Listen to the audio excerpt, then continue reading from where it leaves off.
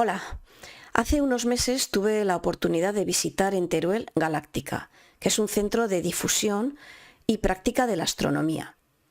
En Galáctica se construyeron 9 cúpulas que albergan los telescopios y todas ellas tienen nombre de mujer.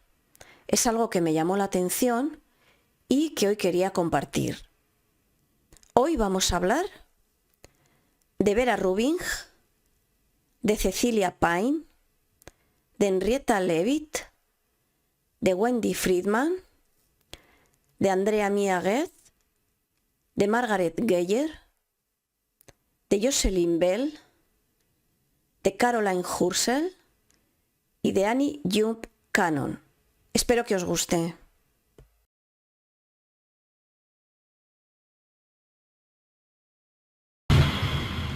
Y es que os diré que más de 40 años antes de que las mujeres conquistaran el derecho a voto, esas llamadas mujeres computadoras de Harvard estaban haciendo grandes descubrimientos astronómicos. Cerca de 80 mujeres descubrieron galaxias, nebulosas y crearon métodos para medir distancias en el espacio, métodos en astronomía que se siguen utilizando hoy en día.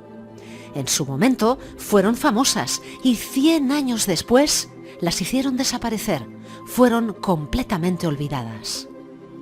Resulta sorprendente esa ironía, ¿no? Por un lado, a las mujeres no se nos permitía estudiar carreras avanzadas y por otra, esas mujeres instruidas aportaban un valor fundamental en la investigación científica. ¿Te has preguntado alguna vez de qué está hecho el universo?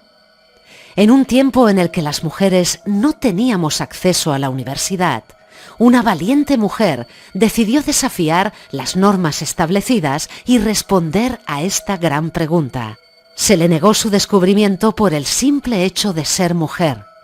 Ella desafió el machismo instaurado en la ciencia. Pasaron años hasta que se admitió que su revolucionario descubrimiento cambiaría nuestra forma de ver el universo para siempre. Descubre hoy la fascinante historia de Cecilia Payne, una mujer que desafió los prejuicios de su época y nos reveló de qué están hechas las estrellas. Cecilia Payne Gaposchkin. Siglo XX. Inglaterra. Pionera en astronomía.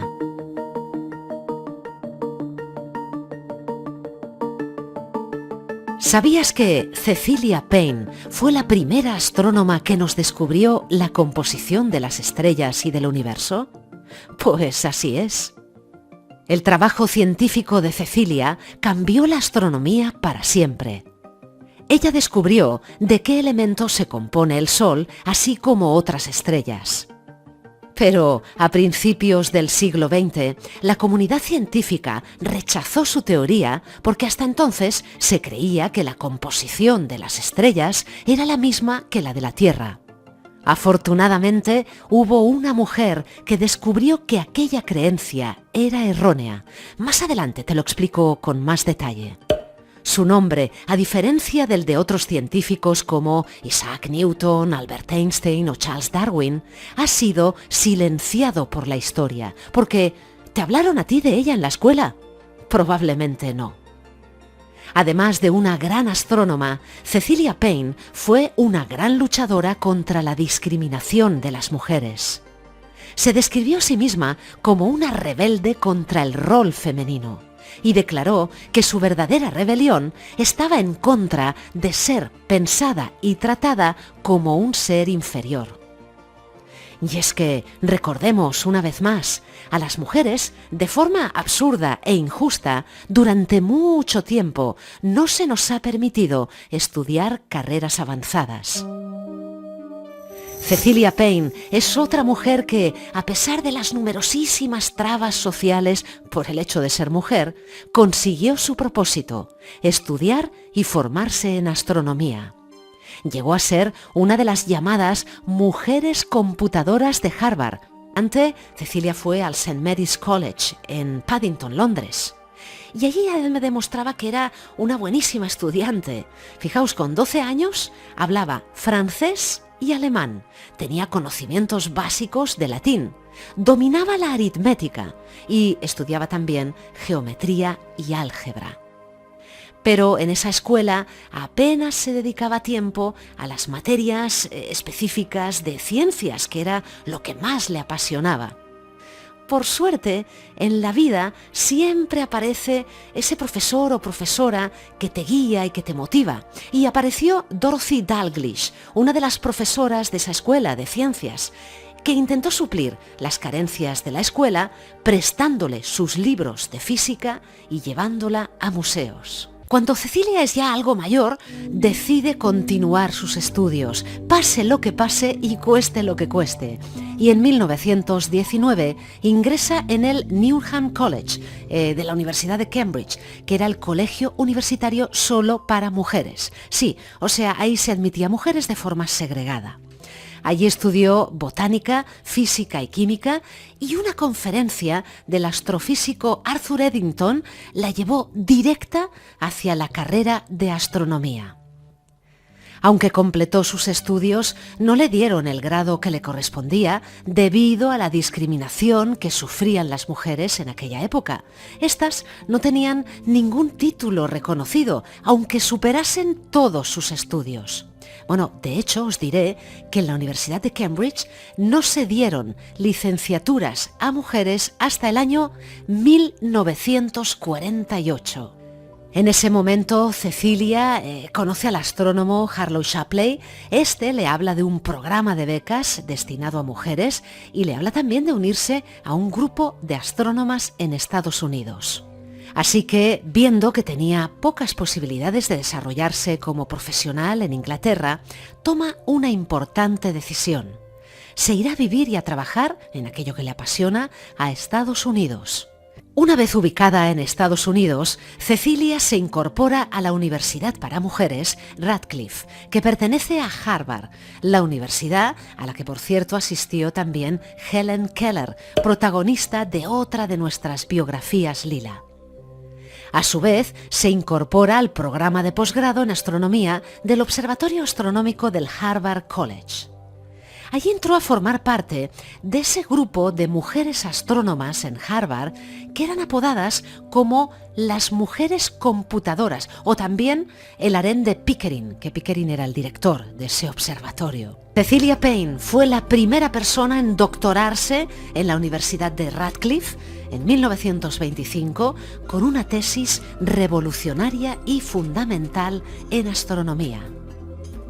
Inicialmente, sus conclusiones fueron rechazadas. Por ejemplo, el astrónomo Russell se opuso radicalmente a su tesis e intentó convencerla para que no presentara esa tesis. Curiosamente, unos años más tarde, este se percató de la veracidad de los estudios de Cecilia e intentó apropiarse el mérito del descubrimiento. Bajo tanta presión, ella misma infravaloró sus propias conclusiones y en su tesis añadió que probablemente aquello que exponía era erróneo. Quería de alguna forma proteger su reputación científica. Por suerte, estudios posteriores demostraron que Cecilia Payne tenía razón y se demostró que ella fue la primera en descubrir esos avances astronómicos. Unos años más adelante, Cecilia es elegida miembro de la Academia de Artes y de Ciencias Americana. Siempre estuvo vinculada a la Universidad de Harvard, pero no consiguió un puesto oficial y un salario realmente digno hasta el año 1956, el año en el que se convierte en la primera mujer profesora titular en esa universidad y también la primera mujer en dirigir un departamento de ciencias en esa universidad. ¿Y cómo recordamos hoy en día a nuestra protagonista? Bueno, en primer lugar, evidentemente por sus aportaciones científicas sobre el universo.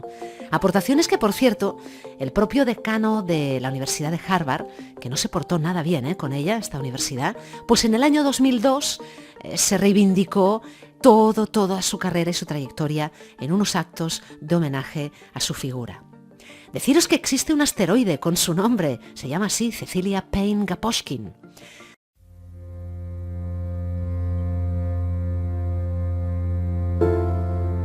¿Cuántas veces una niña ha soñado con alcanzar las estrellas? ¿Cuántas veces han hecho creer a una mujer que no tiene derecho a brillar? Hace casi 300 años en Alemania, en una sociedad dominada por los hombres, una niña se atrevió a alcanzar las estrellas. Su madre la educó acorde a la época, en tareas del hogar y en el cuidado de sus 6 hermanos. Ella pensaba que a la mujer le bastaba con saber leer y escribir.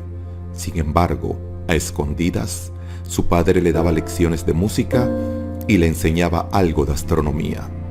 Lamentablemente, cuando la niña tenía 10 años, enfermó de viruela y más tarde de tifus. Esas enfermedades detuvieron su crecimiento de forma permanente.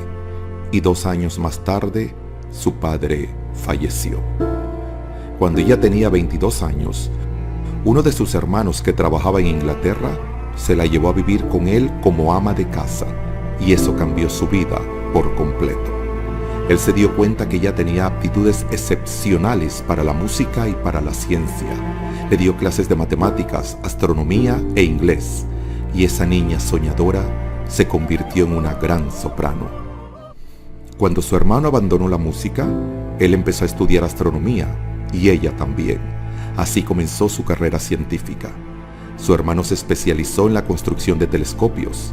Ella lo ayudó a tomar anotaciones de los cuerpos celestes que divisaba, y poco a poco, ella también comenzó a realizar sus propias observaciones.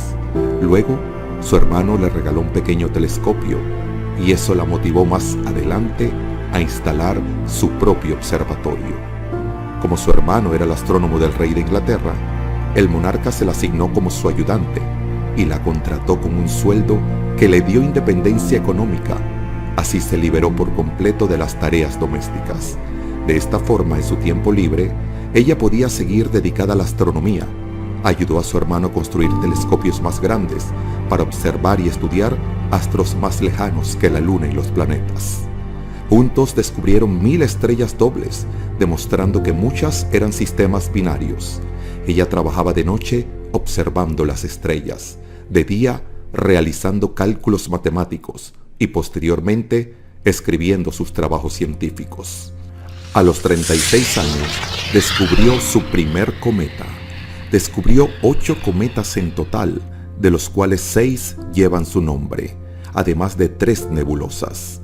Logró publicar un artículo en la revista científica Philosophical Transactions de la Royal Society, algo insólito para la época, y poco a poco se fue convirtiendo en una estrella en el campo científico.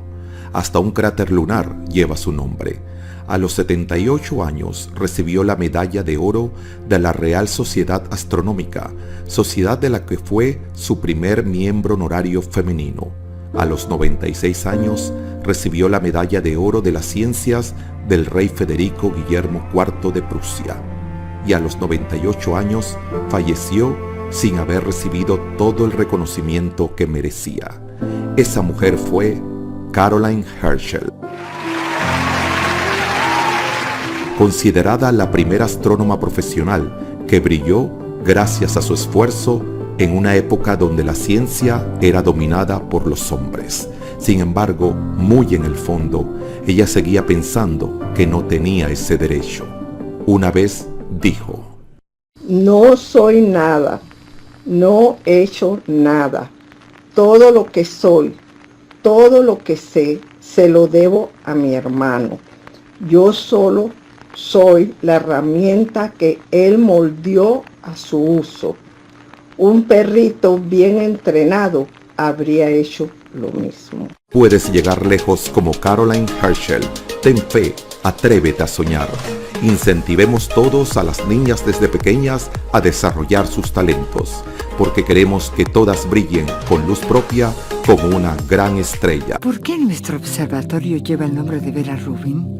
La doctora Vera C. Rubin fue una connotada astrónoma estadounidense que proporcionó pruebas convincentes de la existencia de la materia oscura. ¿Cómo lo hizo? Usando la nueva tecnología, Vera trabajó incansablemente para observar y registrar el comportamiento de las galaxias. Sus datos mostraron que alguna materia invisible debía estar ahí afuera, afectando la velocidad de rotación de las galaxias, y que esta materia oscura constituye la mayor parte de la materia en el universo. El trabajo de Vera Rubin tuvo un gran impacto en la astronomía e inspiró el diseño del Observatorio Rubin, que continúa con el legado de Vera al ayudarnos a aprender más sobre la materia oscura. Pero el camino de Vera Rubin hacia la ciencia transformacional no fue fácil. Mucha gente la desanimó de hacer ciencia, diciendo que ser astrónoma no era un trabajo de mujeres. Vera hizo su investigación en un momento en que pocas mujeres podían siquiera acceder a los telescopios, y los edificios de los observatorios ni siquiera tenían baños para mujeres. Pero Vera creía que cualquiera que amara las estrellas debería poder estudiarlas. Vera Rubin una vez dijo: "Todos necesitamos permiso para hacer ciencia, pero por razones que están profundamente arraigadas en la historia, este permiso se otorga más a menudo a los hombres que a las mujeres". Cuando Vera vio ejemplos de esta desigualdad, escribió cartas pidiendo a los editores, sociedades profesionales y científicos influyentes que le dieran más oportunidades a las mujeres. También apoyó a los astrónomos que recién comenzaban sus carreras. Invitó a estudiantes de posgrado a colaborar con ella e insistió en que sus nombres se incluyeran como coautores en las publicaciones. Asistía a sus charlas, los incluía en reuniones sociales y les hacía preguntas sobre sus investigaciones. Vera Rubin escribió una vez: "Está bien ser encantador, amable, brillante y preocuparse por los demás a medida que avanzamos en el mundo de la ciencia. En el Observatorio Rubin queremos continuar con este legado de ayudar a todos a unirse a lo entretenido de descubrir, independientemente de su edad, género o nacionalidad. Te damos la bienvenida a este viaje". En el universo existen estrellas muy especiales llamadas estrellas variables, las cuales, como su nombre lo indica, varían en su luminosidad. Henrietta Van Leavitt. Henrietta fue una mujer muy inteligente, brillante y con una excelente memoria. Nació en 1868, hija de padres humildes y graduada de la Universidad de Radcliffe College.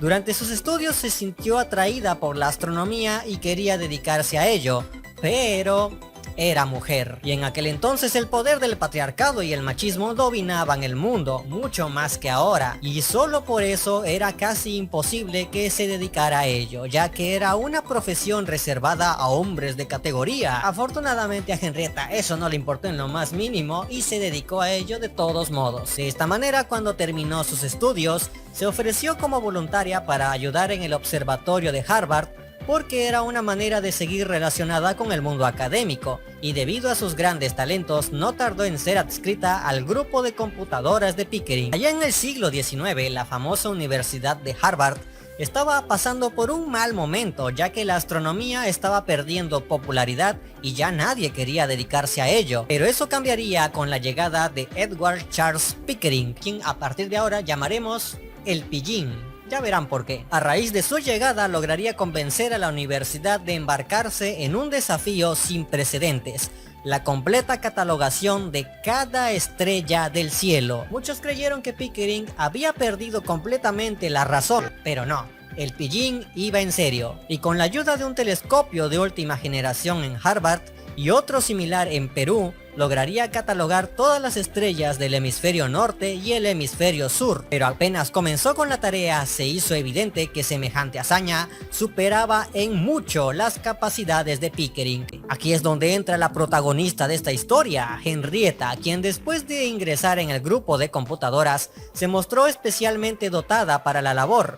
Entre otras cosas porque era sorda, lo cual le ayudaba a evitar distracciones en su trabajo. Durante años, Henrietta observó miles de placas llenando cientos y cientos de cuadernos con sus anotaciones, hasta que finalmente, en 1908, publicaría uno de los artículos que cambiarían por completo la historia de la astronomía moderna. En su artículo 1777, Estrellas variables de las nubes de Magallanes, Henrietta catalogaría exactamente esa cantidad de estrellas y de este total dedicaba un apartado especial a 16 de ellas, las cuales modificaban su brillo según un periodo de pulsación que Leavitt, excediéndose en su labor de mera computadora, había establecido con increíble precisión. Y según sus propias palabras, era destacable que en esta tabla las estrellas más brillantes tienen los periodos más largos. Esa simple frase terminaría revolucionando por completo la astronomía moderna. Lo interesante de esto es que cuando Henrietta mandó su artículo con estos descubrimientos, ella no se llevó el crédito de nada. El que se llevó todo el crédito fue, exacto, el pillín. Los descubrimientos de Henrietta, sino de todas las mujeres de ese grupo, se le atribuyeron en un principio a él, ya que era inconcebible que una mujer hiciera tales descubrimientos por su propia cuenta. Y claro que era muy injusto. Fue hasta casi 20 años después que el matemático sueco Gustav Isaac-Leather, o como se pronuncia ese nombre, le enviaría una carta a Henrietta reconociéndola como la legítima descubridora del patrón de luminosidad-pulsación de las estrellas variables, proponiéndola como candidata al Premio Nobel de Física. Pero lo que Gostrach no sabía era que Henrietta ya había muerto de cáncer hace más de 4 largos años. Durante toda su vida, Henrietta fue considerada una mera asistente y nunca se le dio el crédito en vida de ninguna de sus aportaciones a la ciencia. Nunca obtuvo un reconocimiento, ningún premio, ninguna medalla, nada. Solo por el hecho de ser mujer no tenía derecho a nada de esto y murió sin saber todo lo que sus descubrimientos aportaron a la ciencia. Pero bueno, gracias a la historia, hoy sabemos que fue Henrietta quien hizo todos estos descubrimientos y no el pillín. Y aunque no lo creas, esto sigue pasando hoy en día. Esperemos que las leyes y políticas pertinentes les permitan a las mujeres tener las mismas posibilidades y los mismos beneficios que los hombres tenemos. Bueno, habéis visto una pequeña muestra de lo que un montón de mujeres hacían sin que el mundo se enterase. Y si el vídeo os ha gustado, me imagino que miraréis a las estrellas con otros ojos. Adiós.